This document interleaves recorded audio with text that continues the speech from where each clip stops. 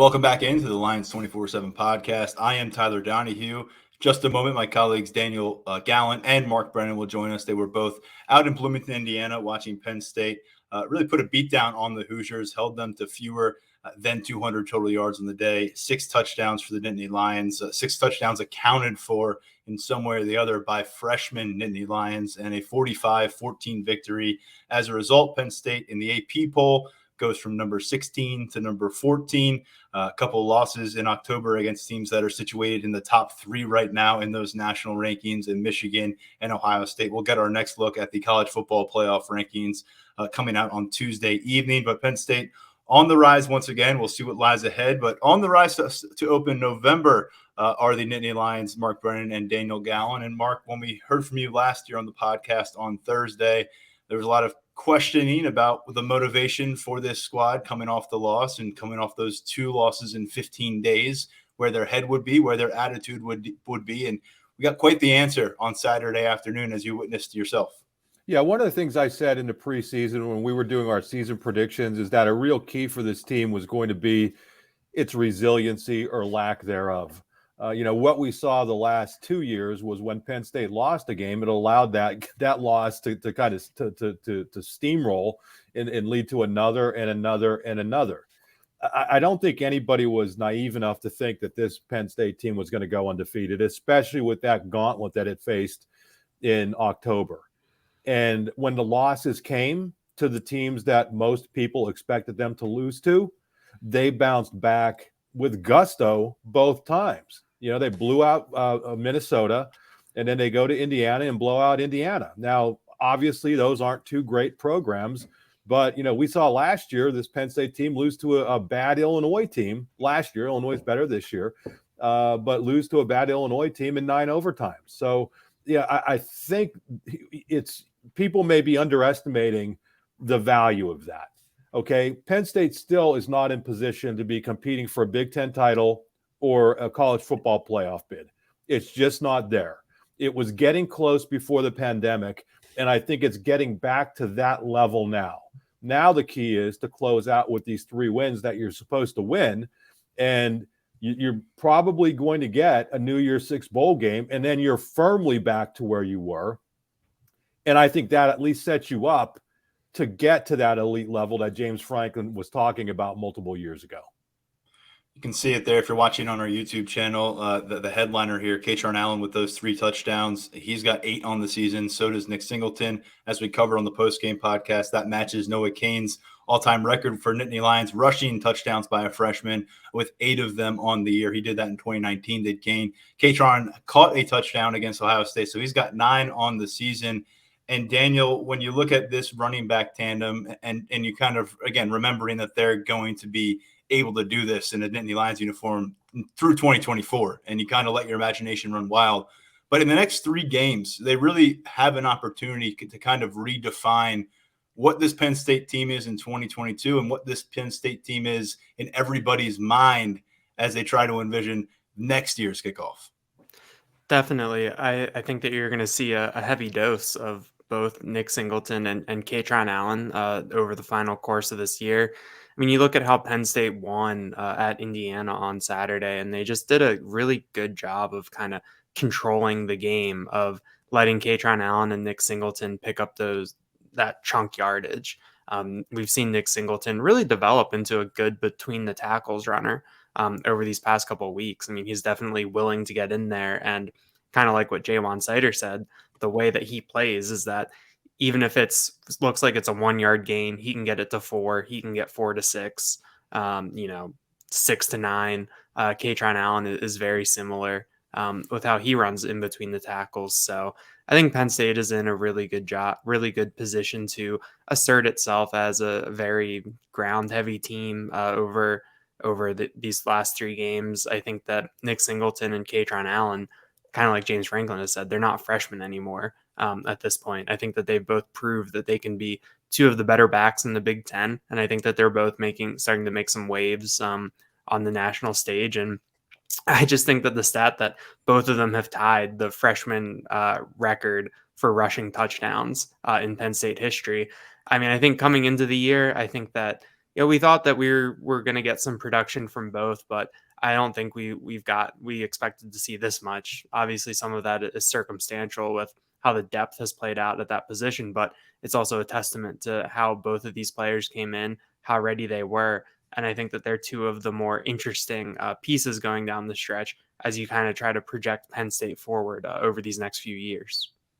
I think when Mark was gathering his predictions from us in the summer, whenever it was, I remember predicting that Singleton would break that record, but I thought maybe it happened in a bowl game. Maybe it happened against Michigan State, Yep. not on the first Saturday of November when, oh, by the way, another freshman running back did the same thing. And let's really quickly sprint to the offensive line with this conversation, because it's not just those two guys revolutionizing the way that football is played here in Happy Valley. You got to give a lot of credit to now what consisted of 8, 9, 10 offensive linemen as part of this process in Big Ten conference play. Mark, what did you make of what Penn State needed to do on Saturday up front, and ultimately what they produced over the span of those 4 quarters? Well, I was joking with Daniel in the press box that we should put out a tweet saying freshman Drew starting for, and meaning Drew Shelton, not Drew Put it Aller. out there for SEO, right? Yeah. I mean, I would have phrased it a little bit more smoothly than that. But listen, I thought those backup offensive linemen were the unsung heroes of that game. Everybody wants to talk about Clifford having a bounce back game, and the 2 freshman running backs who were both tremendous. I mean, obviously, Katron was, he's just the physical running that he's doing has just been really impressive, especially given the weight he lost. But, I think before the season, if you would have told us they would be at this point down 3 starters, including Olu, who was projected as Olu Fashanu, who was projecting as a top 10 NFL draft pick.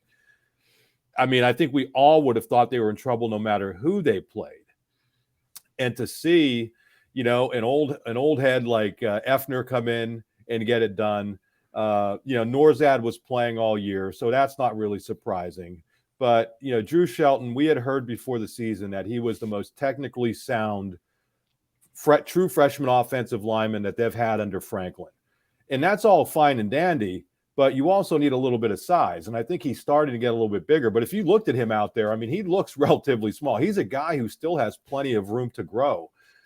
I think the way all of those guys played, but especially Shelton, he had 1 holding penalty, but overall to block that well for the running game and for the passing game on a day when the wind was so crazy that you really had to be able to rely on the running game at certain times.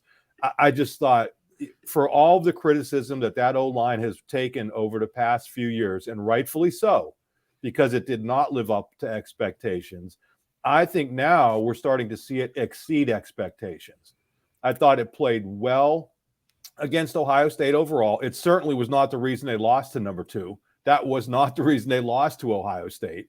And then to come out in this game when you're down 3 starters, to me, you just can't say enough positive things about the job that unit did and the job Phil Troutwine did getting that unit ready to go on a bad weather day. And then JB Nelson played a ton of football. He's a guy who was working on the left side. Norzad's out there the first possession, and you're raising a red flag early on in Bloomington. You're wondering if the wheels are going to come off for this front line. He steps in, and then he's kind of the guy right there in the middle. You watch the replay of that sack that they got on Clifford early on, and he's the one who looks a little confused, out of sorts. And to their credit, they stabilized it. He's needed on the right side. Salim Wormley, didn't put together another complete game after doing so against Ohio State. It makes a lot of sense. James Franklin has acknowledged that he's dealing with bumps and bruises like a few other guys in this offensive front, but not just as Hunter Norzad and is it Bryce Effner proving to be these utility pieces off the bench. And now those guys are starters here as we are entering the final stretch of the season, because that's what things have dictated.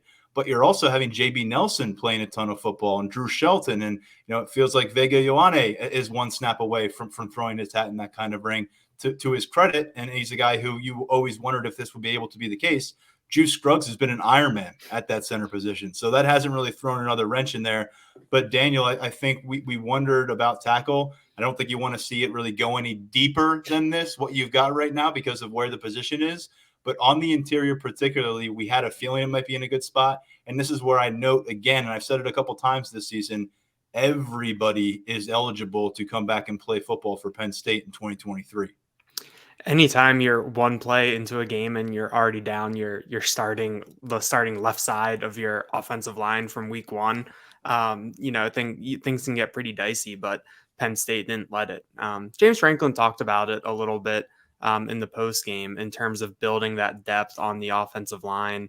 I think he might have been talking a little bit more big picture with it too, but that was something that he talks about in the preseason, that if we want to do this, build this depth, we actually have to commit to this. I think that was a topic of conversation last year when you think about those big leads that Penn State got out to in the non-conference and kind of all right, when are the backups coming in? When are the backups coming in? And this year it seemed like that he said there was going to be an emphasis on that. And then for the most part, it felt like Penn State followed through on that. And I think that you're seeing the benefits of that here, where you have guys like JB Nelson who are in there. You have Hunter Norzad being able to switch between left guard and right guard, even though he's a little bit banged up. Bryce Hefner is able to go in and be a steady presence on the right side. And then you have a freshman, Drew Shelton, who has not played that much football coming into this weekend because Penn State was trying to save his red shirt. But he came in and he just looked like he knew what he was doing, didn't seem phased. It still is really early in his development. I think that he's someone who at times when we would see him over the summer, he looked almost like a big tight end with kind of how thin he was, but he's built back up and it's going to be really interesting to see this trajectory. I do think that getting this redshirt season is important for him. James Franklin has said that both about Shelton and Nelson in terms of their development. But I think the fact that Shelton was able to come in, play left tackle in the Big Ten, albeit against an Indiana team that hasn't done too much this year, I think is a major credit to Shelton, to Phil Troutwine, and how this offensive line has been able to develop. Can I play devil's advocate? I was waiting for it. Because I said it before. I mean, why do you want to redshirt him? I mean, what are we seeing with Olu, right? I mean, you're finally playing him, and you're going to get 9 or 10 games out of the guy before he goes to the NFL. If he's really that far superior in terms of his technical talent, is he really going to be around 5 years from now? Knock on wood that he's going to stay healthy, because I think that's the only way that guy's going to be around for 5 years. And I almost think they have to reconfigure the way that they're approaching these situations with the offensive linemen. I mean, even last year with Rasheed Walker, I mean, that's a guy who probably could have used another year and decided not to take it. I think once these guys are in for 4 years, and again, if we're hearing in the preseason that this guy has a chance to be an elite offensive lineman, I just think you look at what's going on with Olu Fashanu, and he's a guy who redshirted as a true freshman, which he should have done because he was only 17 years old. He was banged up a little bit last year, but came on and starts in a bowl game. And then he goes from first-year starter to first-round draft pick. So I just think, listen, have him ready to play, get him snaps even if Olu comes back, so that he's that far more along, that he has that much more game experience. So that's me playing devil's advocate, Daniel. I'm happy to hear your rebuttal. I think Olu, I was texting with Tyler about this last night. I think that Olu is just such an outlier in terms of this rise that he's had. And kind of like what you said, he should have redshirted as a 17-year-old freshman. And then there's extenuating circumstances where he was banged up last year. You know, James Franklin has said that in November, we probably would have seen him before the bowl game. And then I guess if we went back to August, and if I talked with Phil Troutline for a while in August at Media Day, he had a lot of good things to say about Olu. I mean, maybe if I go back in the time machine and I say, hey, is Olu a first round draft pick? I don't know what he would have said, but I think that he might have been, I don't know if we would have gotten a yes on that. Well, he probably doesn't want him to. He probably doesn't want people saying he's going to be a first-round draft pick, because we want to get him back. But I just think as a point of reference, for how to manage an offensive lineman, how to look at development, I think that Olu is just going to go down as such an outlier at that position. And I think that his trajectory has had some extenuating circumstances with his injury. If we had been able to see him down the stretch last year, the conversation is probably a little bit different about only getting X games out of him. But if they think that Drew Shelton is bound for the NFL as after his fourth year, whether that would be as a true senior or a redshirt junior, even if he does it after 3 years, if you can peg that coming in, you are right. I think that the more reps you can get him, the better. But obviously every player is created a little bit differently, and there's going to be a different trajectory, but it will get interesting as we go forward. And this is probably an off-season conversation we've talked about, like Tyler said, all these guys have eligibility left. There's a lot of guys on the interior. There's a lot of guys coming in next year. It's going to be pretty interesting to watch. Can I say how important the success of these guys, just Drew Shelton and the early returns on Venga and what he's doing on the inside and what we've seen from Landon Tengwall when he's played? This is no disrespect to that 2020 recruiting class, but what we know about it so far is that Olu Fashanu might be a one-and-done starter, off to the NFL, off to make a bunch of money, which is fantastic. But in terms of getting a bunch season by season, it's not a ton. But the other guys, Nick Dawkins, Ibrahim Traore, Jimmy Christ, there's some injuries to consider in that mix. There's just guys that haven't really had the opportunity to get out there and play. But the fact is they haven't really pounded their way up the depth chart to this point. It's year 3 for that group. And then you factor up the offensive line class that followed them. It was a small class in 2021. You had Landon Tengwall. I don't think any of us were surprised to see him rise to a starting role as a redshirt freshman. His future is very bright. He's got to get healthy. Nate Bruce, though, was the other guy that they signed in that class, and he decided to walk away from this situation pretty quickly. So you look at those two collective recruiting classes on the offensive line and what they've done since then, looking at Lackawanna again, but these young talents, it's really important to note what they've been able to do. The Ivy League, they've tapped into that again, some supplemental pieces that have worked out well for them. And to this point, Phil Troutwine, if that seat was feeling hot in late August, it certainly has cooled off quite a bit as we work our way into November.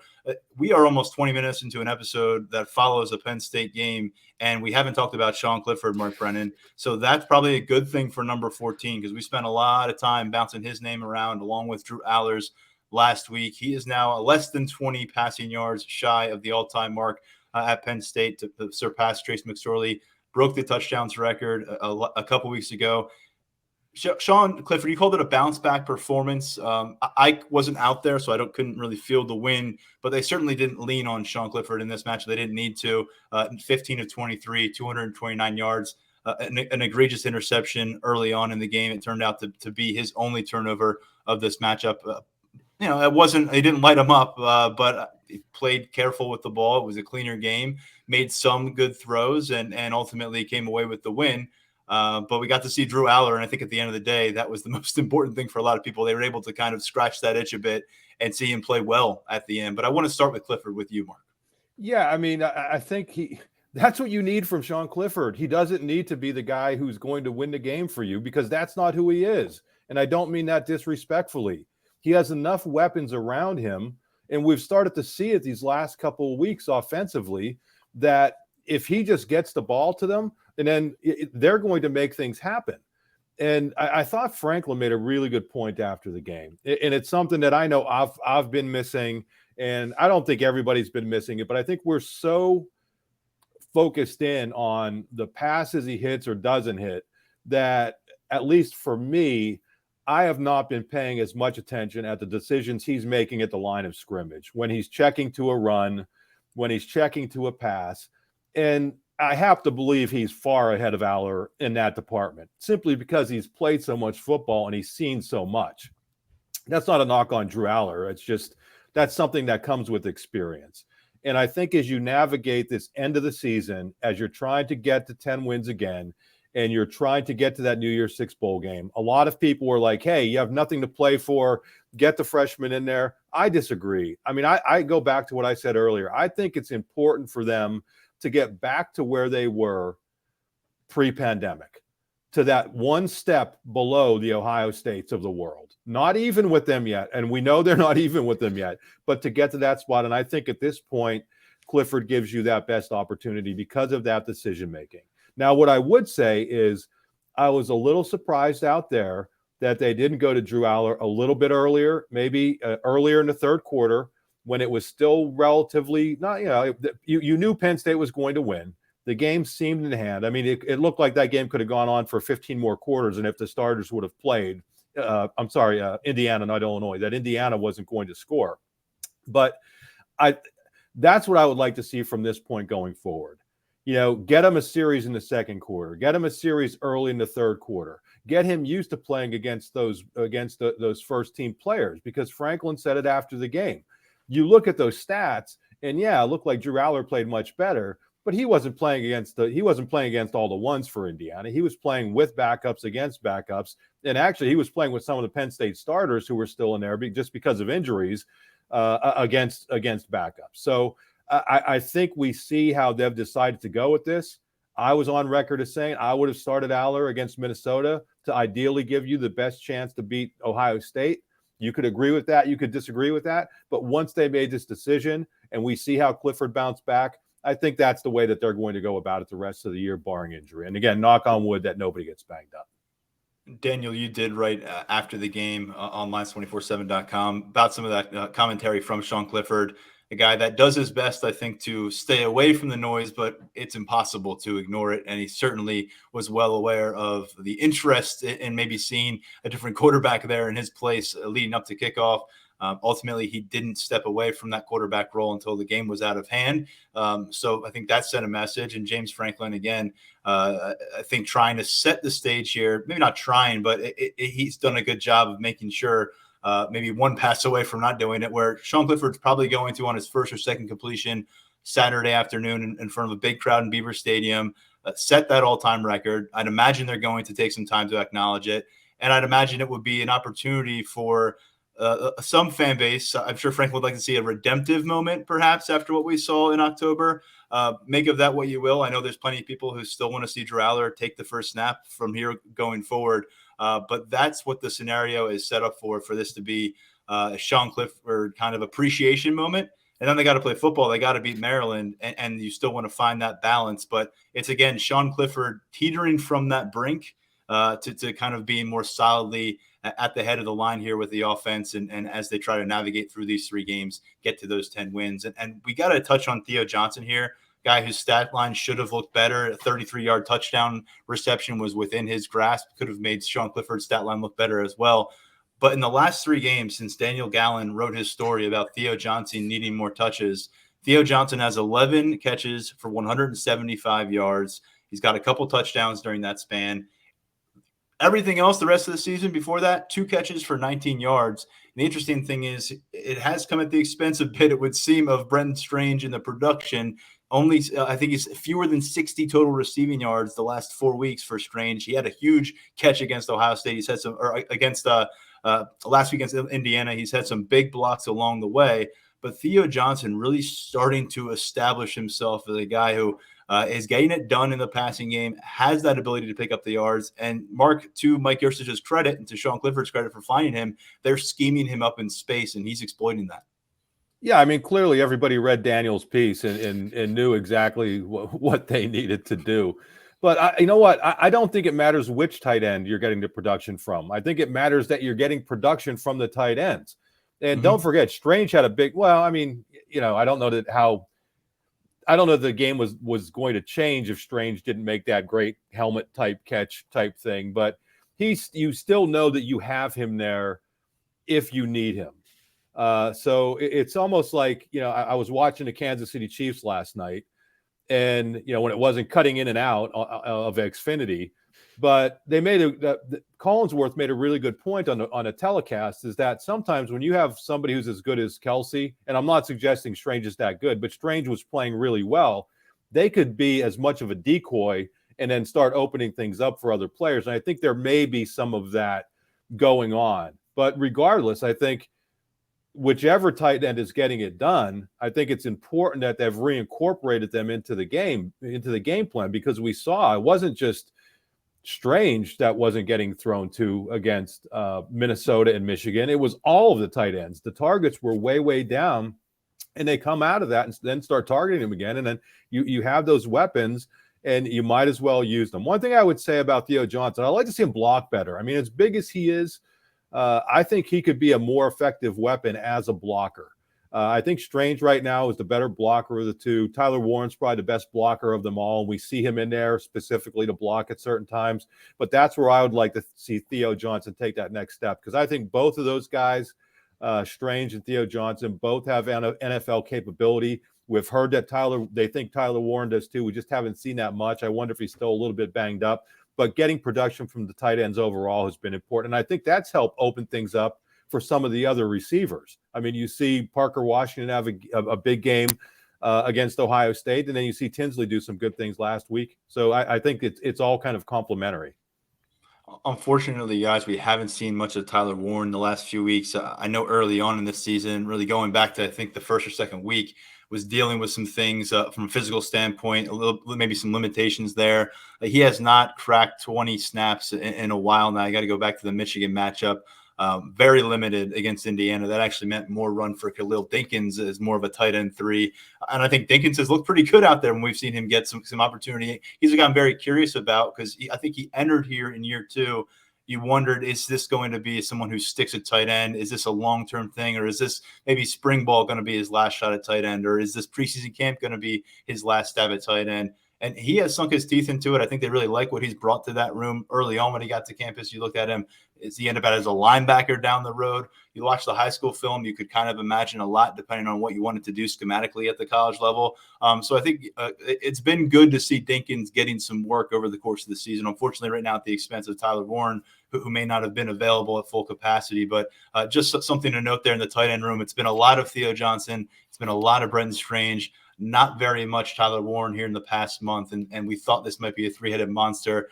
Unfortunately, that happens sometimes. And guys, let's quickly look at the defense. And Mark, you made your bold prediction about these edge rushers stepping up. I don't think they quite met what you predicted in the 4 combined sacks between Adiza, Isaac, and Chop Robinson, but it was a really strong day, and the best this pass rush has looked since they played Auburn. Again, with the caveat that this Hoosier squad was working with second, third, and fourth string quarterbacks and fired their offensive line coach a few weeks ago. Chop was robbed of at least a part of a sack in that game. So I'm gonna put that out there. But in all seriousness, I think it wasn't just that they produced, but when they produced. Clifford has the turnover. Indiana picks up a first down, and then the pass rush in general just goes nuts on Indiana. And they were down, I think, at the 19-yard line or somewhere around there. I don't have my notes right in front of me, but they were down there, almost sure to get a score and to go ahead in that game. And the crowd probably would have gone nuts.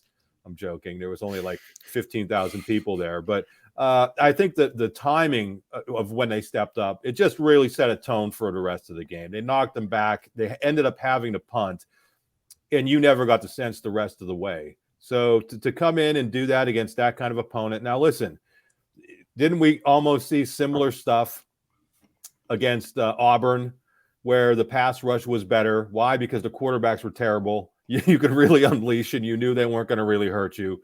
And that was the case in this game again. But, hey, you have to walk before you can run. And to do that heading into a game against a Maryland team that has a much more talented quarterback, I think is important. Because if we've seen one thing, if Penn State has trouble, it's with quarterbacks who can be very efficient in games. So to get that on tape, to show that you can get after the quarterback, I think is big going into the Maryland game. And Maryland, by the way, we'll talk about them in a bit, but they surrendered 5 sacks against Wisconsin in their loss this past That was Saturday. Unique, though. That was unique for them. They've been good most of the year, and then I don't know if it was the weather or what. I haven't seen that game, but that was Daniel's got some perspective coming up for us in just a moment on Penn State's next opponent. But another name I wanted to get to here, and we have some basketball conversation to close out the podcast in a bit because they tip off their season this evening on a Monday. But Daniel, Kobe King ended up playing extended snaps. We saw Tyler Elston come to the sideline a couple different situations for Penn State. He's been the starter for each of these first 9 games at middle linebacker. Kobe King, the redshirt freshman, the next man up there. What did you make of his performance? Because I know you gave one of your game balls to him, or at least gave him a shout out in that review. I was really impressed with Kobe King. I think when you talk about him and Elsdon at that middle linebacker spot, one of the areas that we've seen them struggle at times this year is sideline to sideline when a team is trying to stretch Penn State horizontally. And Indiana was doing a lot of that on Saturday, and Kobe King was able to be in the mix on a lot of those tackles. He was where he needed to be. I think that was a really good performance from him. Going into the season, it felt like one of those situations when you hear, yeah, we're going to go with Elsdon, but Kobe King is going to play a lot. It seemed like that the stage was set almost for, week 4, week 5, maybe when Big Ten play comes around, you get to the point where you let Kobe King do enough to win that job, take that job. Credit to Tyler Elsdon for doing enough and being the guy there in the middle. But I think that it was kind of surprising that we weren't seeing as much Kobe King as we maybe expected to. So to see him come in that kind of situation where he's not the starter, he hasn't been the guy there, and for him to come in, be the leading tackler with 8, I think 2.5 tackles for loss, just be around the ball. I think that was a really solid performance from him. I think the defensive line helped a lot. I was talking to him after the game about, watching the defensive ends finally get to the quarterback, watching those defensive tackles get some push, guys like Devon Elise and Keziah Izzard getting sacks. And he said that it just made their job so much easier there at the second level. So I'm very curious to see what this means for him moving forward. I think that when you talk about a young player, like a redshirt freshman who I think that was his 13th game of his career, the 4 last year, 9 this year. This could be maybe some sort of springboard for him, or this is that solid game that you have under your belt in Big Ten play. Obviously, you have to adjust for the opponent a little bit with Indiana, but I think to see Kobe King step in as a backup, excel, I think that's something that he can build off of as we go through these final 3 games of the season. Before we leave the linebacker room, I just want to say I don't know if I remember a walk-on player making such a early push to put himself on scholarship as Dom Deluga has done, which says a lot because year 1 with Penn State, he was still recovering from a knee injury that he suffered as a senior high school player. And so last year was a bit of a wash in that department for his progress. And here we are. He's playing 20 plus snaps. And I mean, this is partly because you're playing Indiana. There's a lot of run to be had late in the game. But he had the rush on the play that leads to deny Dennis Sutton's interception. He had a fumble recovery on special teams on a moment where Parker Washington maybe opened the door there for some Indiana momentum. He keeps popping up at the right moments. And for a redshirt freshman walk-on player, Don DeLuca, I thought, a guy that we talked a lot about in August and kept trying to say, yeah, he's probably the next guy there at Sam. Like, we're not kidding. He's going to be there. He has really kept himself around. As this linebacker room has evolved, his snaps have dwindled at times, but he keeps popping up, and I just wanted to make sure we mentioned his presence on the field this past Saturday as well. Mark, anything else to throw out there about this matchup that stood out? I know you had your report card, you had your top takeaways piece. We're going to flip things toward Maryland later on in the week when you rejoin us, but anything to look back on Saturday that we failed to mention thus far in this episode? Yeah, I was surprised that Abdul Carter didn't start. I mean, they went back to Jonathan Sutherland and at the Sam, and had Curtis Jacobs at the will. I think I understand why they were doing that, because they were probably expecting heavier passing numbers from that team. But I don't know. I mean, I think at this point, when you look at what Sutherland is capable of doing out there, and you look at what Abdul Carter is capable of doing, I think I'd be more willing to live with Abdul Carter's mistakes, knowing the sort of upside that he has and how much it's going to help him. Thought it was difficult for them when Curtis Jacobs got banged up. It wasn't necessarily difficult in that particular game, but they need Curtis Jacobs back for Maryland. Hopefully, again, I keep knocking on wood that he's able to come back and play, because I think the Jacobs, Elsdon King, whichever one that is, because I think those guys, we're starting to see that they're maybe a little bit more even in the snaps have indicated. And then Carter, I think you need Carter on the field. I just think you need Carter on the field. And then going back to Dom DeLuca, one of the reasons he was out there, I think, was because Jacobs was banged up, and it affected the way they were kind of rotating things. But I have to tell you that fumble recovery on the punt, that is something that I will guarantee you they put on tape and showed the entire team, because you go back and look at that, and he could have. That was at a point where there was really nothing that him hustling back was going to help that play other than if Washington fumbled. And the pure hustle by that kid, fighting for playing time, fighting to get a scholarship, that's what it's all about. You go in, that may not have made a huge difference in that game, but those are the plays that win games for you in tight games, to have somebody hustling back when it looks like the play's over and just bolting down the field. His other jobs were done. He blocked, he did what he could do. Now just go back and be ready in case something happens. And something happened, and he was there to take advantage of it. So as well as he played on defense, that really, I looked at that and I'm like, this is a great example for a team that struggled in a couple of tough losses to keep grinding and keep grinding and keep grinding. And guess what? Good things are going to happen for you, just like it happened for him. Yeah, because of what we had to do, shuffling that linebacker group a little bit. Despite not starting, Abdul Carter still ends up playing more snaps than anybody aside from Kobe King, who played a ton on Saturday. So this is an area of the field that we'll be watching closely when we get back out to practice on Wednesday. Before then, we'll have the press conference with James Franklin. Got to ask about the health of a couple starting linebackers there. Tyler Elsdon, Curtis Jacobs. We all know full well James Franklin, how he's going to handle a lot of those questions, but we're at the point in the season now where the attrition is adding up, the injuries start to stack up a little bit, and that's where a lot of the interest lies when we get in these Tuesday press conferences, and that's without even throwing in the fact that Olu Fashanu, their rising NFL draft prospect, very much uncertain right now coming off of his absence at Indiana. All right, a lot to look ahead to for football, another game week with Maryland, and before we turn the page to basketball, we've got a Maryland alum on the show. So we're going to tap into this. And Daniel said Maryland did its own fan base a favor in handling business in its own way against the Badgers last week. Set the stage here a little bit for us. Maryland comes in 6-3. They were number 28 going into their last matchup, maybe ready to set the stage for a top 25 showdown at Beaver Stadium. Alas, the loss. Yeah, I was being a little glib in the press box at Indiana, but you've got some familiarity with your alma mater, and there's always a interesting relationship there with talking to friends from college and kind of being a little bit more in tune. But I was just thinking about you look at that game.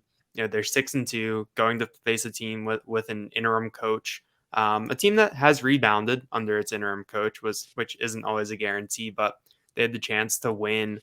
Move into the top 25, which they likely would have done to set the stage for Penn State. And just made me think of, you think about 2019, Maryland gets off to that hot start. And then Penn State comes down on a Friday night to Maryland Stadium at that point and demolishes them. I remembered when I was in college, my senior year, Maryland started 4-0, got into the top 25 for the first time in a couple years, and then went to Florida State and lost 63-0 in the Jameis Winston National Championship year. I mean, that's kind of the consistency, that lack of consistency is what has kind of kept Maryland in, I guess, the third tier of the Big Ten East. If Penn State is on that second tier below Ohio State.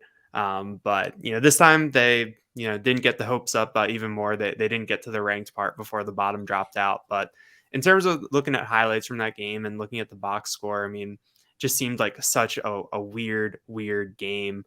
You look at Graham Mertz, 5 of 18 for 77 yards in a winning effort. What a Mertz stat line that is. Yeah, Rakim Jarrett and Corey Dykes, the Maryland's top pass catchers, combined for 2 catches for 7 yards. Dante Demas, 1 catch for 7 yards. Tunga Vailoa had 77 passing yards as well. Just a really weird one. But Wisconsin got it on the ground, got it going on the ground, which if you spin things forward to Penn State, could be a lot of Nick Singleton, a lot of Kaytron Allen. And we know that this is a dangerous team. I mean, at times, the last time they're at Beaver Stadium, that game was a no contest. It was more lopsided than the 35-19 final score showed. So it's going to be interesting to see what version you get coming in on Saturday. Talia Tungavailoa has been banged up at times this year. And that's always kind of been the crux of the issue in terms of the inconsistency trying to make that leap, is that the depth at a program like Maryland isn't at the point like it is at a Penn State, at an Ohio State, where you can kind of weather some of these injuries. You have enough guys around that can really lift things. But I mean, it's a fun group of playmakers. I'm very curious to see what Manny Diaz has up his sleeve. It's another opportunity for that secondary to showcase itself. You know, Joey Porter Jr., Kalen King. When you look across the way at Jacob Copeland, Dante Demas, or Kim Jarrett, I think that it's going to be interesting. But I think you look at Penn State as I think it was a 12-point favorite right now. I think that feels about right. Yeah, Caesar Sportsbook as of noon today, 10.5-point favorite, Okay. and 57 point is the over under for this matchup. And by the way, Maryland lost 23-10 last Saturday. They did not score a touchdown until the final minute of that matchup against 4-4 Wisconsin. And of course, you mentioned what happened last time Maryland came to town. There were a lot of, it felt like, different rock bottoms during the 2020 season. It's hard to pinpoint just one, but that game, getting away from them off the tracks here in Beaver Stadium, empty Beaver Stadium, that certainly stands out as one of those low points. And this would be an opportunity to distance themselves a bit from that in a series that they own the all-time record against Maryland, 41-3-1. All right, guys, basketball season tips off Monday. I know you guys have been both looking forward to it. I know people have been enjoying the coverage at lions247.com. We're going to try to focus in on it as much as we can here on the podcast. A little bit more difficult as football season continues, but we're able to tap into you guys as you'll both be covering the team. And Daniel, beginning with you here, this is a squad that we talked about before. Year 2 under Micah Shrewsbury. The recruiting is getting going. You were there at Media Day a couple weeks back. You can hear those positive vibes. Let's start here. What's the biggest prove-it factor about this Penn State basketball team? I think the biggest thing that they need to prove is how they can integrate all of these new faces into the lineup before Big Ten play, which starts a month from today with Michigan State coming to the Bryce Jordan Center on, I think is a Wednesday night. Penn State added 8 players, 3 from the transfer portal, 5-man freshman class. Obviously, this sort of transience and turnover is kind of the norm now in college basketball and college football with the transfer portal. But it is interesting to see how is Penn State going to be able to integrate all of these players, because you have 5 returners, 4 of them really saw minutes last year. Caleb Dorsey didn't play much. Dalian Johnson got into the lineup later in the year. So you returned 3 guys who pretty much played in every game last year. So there are kind of, and you lost John Hara. You can't really overstate that loss from leadership and a toughness factor. So I think the biggest thing that they need to prove is how can they integrate these new players in. I think that it helps that it's year 2 in the system, which Micah Shrewsbury talked a lot about, and they have their whole staff returning. So instead of Micah Shrewsbury having to teach the assistants who then teach the players, everyone can just teach the players. And then you have guys like Jalen Pickett, Seth Lundy, Miles Dredd, who are back for their second year under Shrewsbury, and they can help teach things. And I think that there's just more of a comfort level. They didn't have to spend a lot of time kind of building a framework. The framework is already there. So now they're putting players into it. And I think that should accelerate that process. But I am interested to see, who is making the push for playing time. How does a guy like Andrew Funk fit in? Can Kebajai get into the starting lineup as a freshman? What does Jameel Brown bring as a guard who I think has some two-way capabilities? What can Evan Mahaffey do? Someone that we've heard a lot about. So there's a lot of intrigue here. And I think it's going to be fun over this first month in the non-conference slate to see how Penn State mixes and matches things, who emerges, and how things look different in a month when Michigan State comes to town. Mark, there's a couple seasons here you're coming off of for Penn State where you're having different voices of leadership. You're trying to adjust to that. The locker room's going through its own kind of turnover. What is the stability from last year to this year? Daniel referenced the staff, the guys who have stuck around. You're adding these new pieces, of course, but what does that stability do for your expectations of what they can achieve? Yeah, I mean, the entire staff is back intact. I think it was almost amazing, and I don't know if you agree with this, Daniel, but this team somehow went 14-17 last year. And if anybody would have predicted that when Jim Ferry didn't get the job, when Shrewsbury was hired and everybody immediately entered the transfer portal, obviously Seth Lundy came out of took himself out of the transfer portal. But to bring in the pieces they brought in last year with no freshman recruiting class last year, remember, how are you going to recruit true freshmen when you're getting in here at, March or whenever it was? So I thought it was kind of amazing that they did what they did. But being able to bring back Pickett, who played really well for them last year, Miles Dredd, he was banged up, but he's been a good leader for them. And then Seth Lundy's been up and down all over the place, but he's a good all-around player. To have those three guys back, I think really helps with the continuity because they were in the program for a year under Shrewsbury and they could set the tone and they know what to expect. I thought last year, the way that John Harrah adjusted, I thought that rubbed off on everybody else. He was clearly their best player. Maybe physically he shouldn't have been. Maybe Seth Lundy should have been a better player.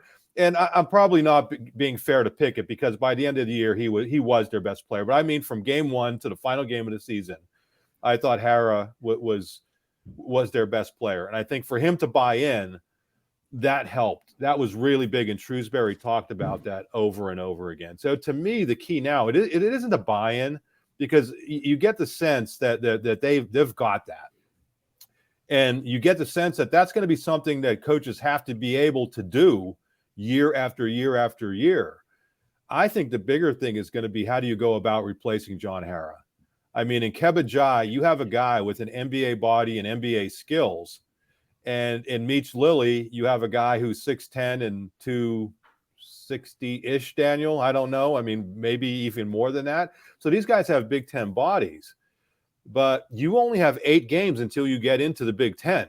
I don't think they can mess around. Now, I predicted that Jai would start. I'm not positive about that. It wouldn't surprise me if they threw Dorsey out there as a guy who's been around, and Shrewsbury was talking him up as somebody who was really rebounding well in the offseason on a European tour. So it wouldn't surprise me. But I think those two kids, especially Jai, because they are going to need him in the Big Ten. They have to know what he is about.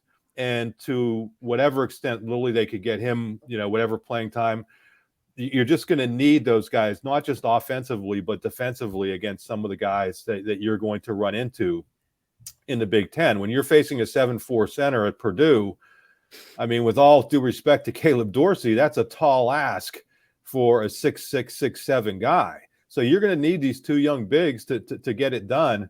And again, with the Big Ten starting now with those 2 games in early December, there's no time to mess around. And, they have Butler, they have Furman, who was a good team last year. I mean, they have a representative schedule. They're going to face somebody decent in the tournament that they're in. So they have good, but regardless of the non-con, I just think getting those bigs ready for the Big Ten season is imperative early on. Keba Jai is starting to get the Olu Fashanu treatment where when he got here over the summer, he was only 17, didn't turn 18 until the first day of classes this year. So I think that he is definitely someone that I think when you talk about making that leap, kind of similar to offensive linemen coming from high school to college with these big men, there's a select few who are very blessed to be able to do that right away. And it seems like Keba Jai might be trending in that direction based on the work that he's done since he signed, how he's changed. And I definitely agree with Mark that what you get out of those big men, especially Jai, is really going to determine what you can do in this Big Ten slate. Yeah, one quick other point, Tyler. I think if my mind isn't spinning too far out of control, Daniel, that are they doing the signing day thing? Is it this week or next week that they're doing the Wednesday? Yeah, it's Wednesday. So yeah, we're trying to cover so many different bases. So they're doing a signing day thing where the assistant coaches and Brian Snow will let us know what the kids who are signing for the next class are all about.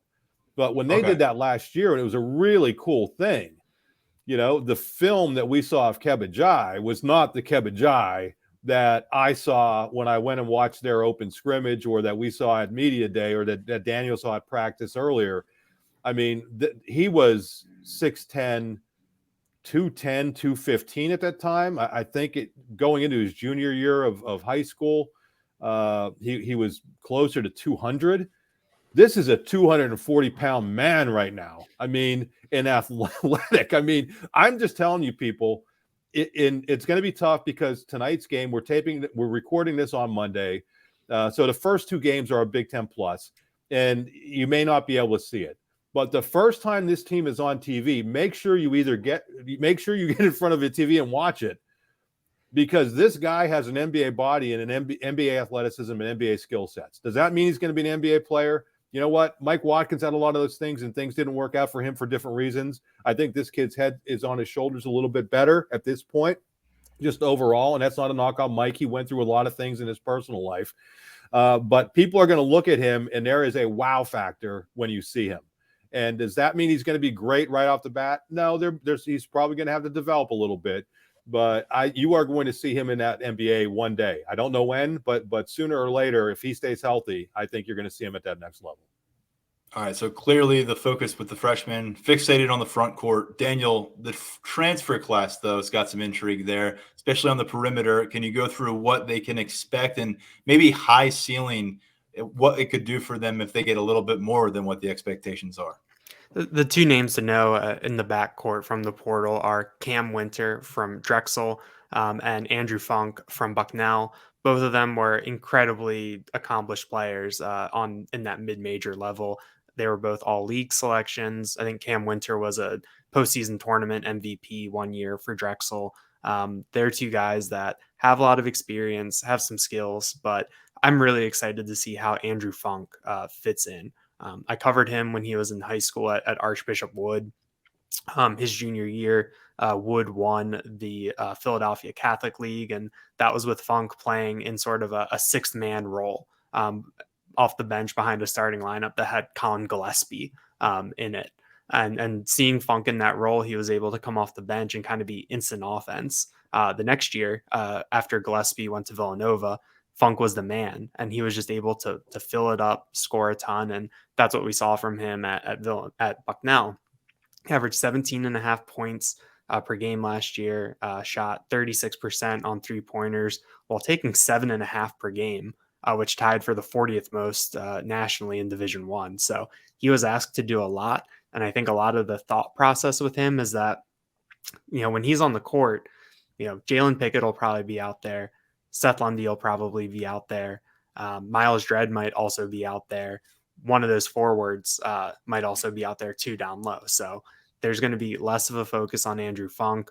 I think that he might take fewer shots than he did at Bucknell, but I think that he's going to get a lot more open looks. And so it could be one of those things where you see maybe the raw numbers go down, but the efficiency goes up and increases because the looks are better. He's not getting the best shot from the opposing defense every night, and that he's able to do a little bit more. Now, he is making the leap from the Patriot League to the Big Ten.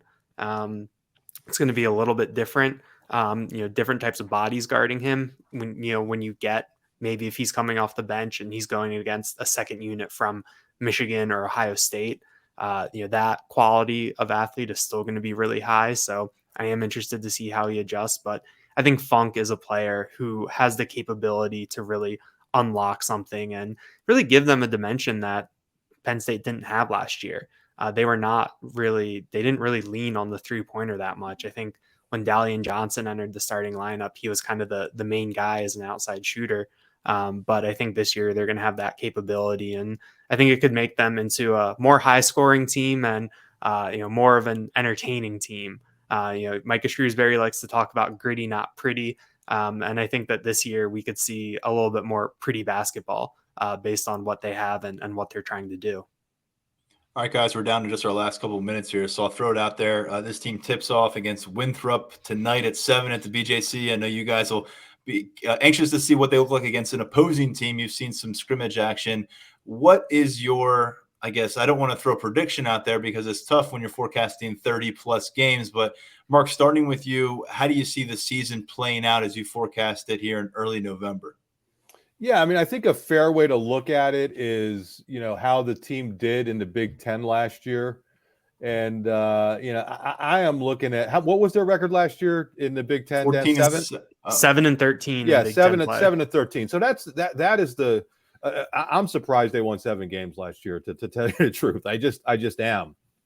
I think they're a team that could get up to that 10-11 type win area, which gets you, squarely in the middle of the pack and in the discussion for an NCAA tournament bid. So, again, a lot has to do. I think they're going to be fine on the perimeter. I think they're going to be fine. I think Dredd was banged up. I think he's going to be better.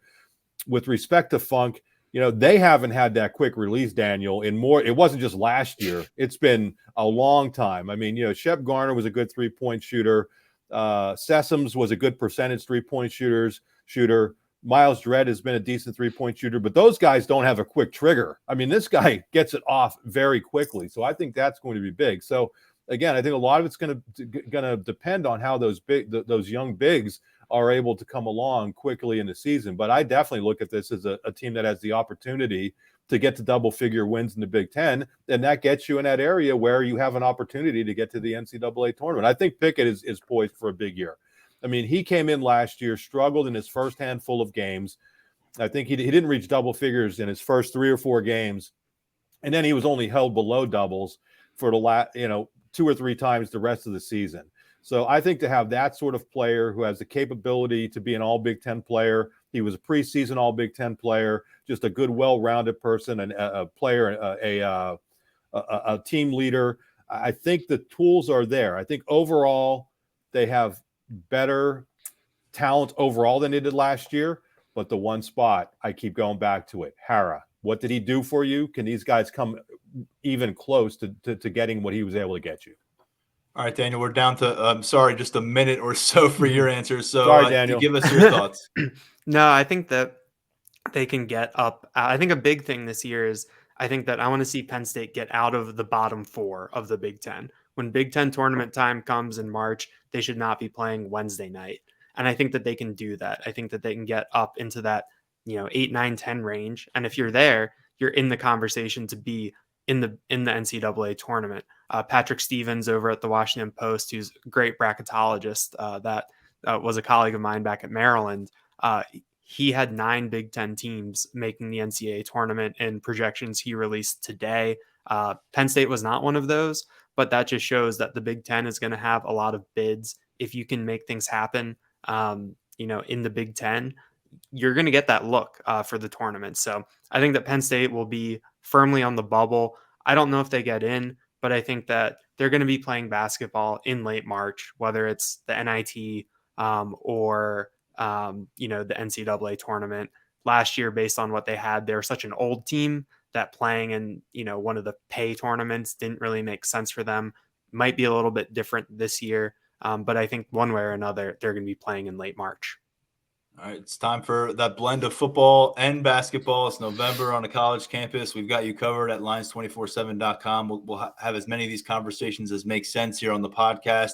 We're back with another episode coming out of James Franklin's press conference on Tuesday. Mark, myself, and Daniel will all be in attendance at that press conference. And we got some recruiting talk coming your way here on the podcast a little bit later in the week. And, of course, our thoughts, previews, predictions on Maryland. Take a look at the site for a 30% off VIP deal, $1 for 1 month to check things out, getting into crunch time for the 2023 recruiting cycle. And it is certainly crunch time for this Penn State regular season in football. Fellas, always appreciate it. Mark Brennan, Daniel Gallen, they do a great job. I'm Tyler Donohue. This has been the Lions 247 Podcast.